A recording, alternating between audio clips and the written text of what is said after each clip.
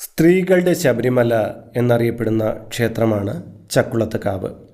വനദുർഗാ സങ്കല്പത്തിൽ 8 കരങ്ങളോട് കൂടിയ ഭഗവതി ചക്കുളത്തമ്മ എന്നാണ് അറിയപ്പെടുന്നത്.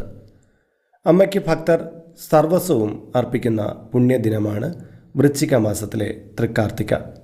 അന്നേ ദിവസം ഭക്തർ ദേവിക്ക് നേരിട്ട് നിവേദ്യം സമർപ്പിക്കുന്ന ചടങ്ങാണ് കാർത്തിക പൊങ്കാല.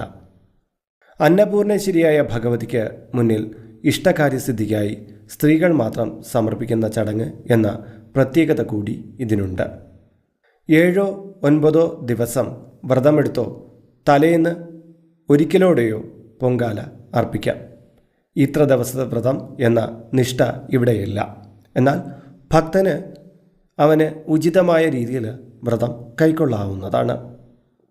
വ്രതകാലയളവിൽ പകലുറക്കം ഒഴിവാക്കുക, പരദൂഷണം, കലഹം ഇവയൊന്നും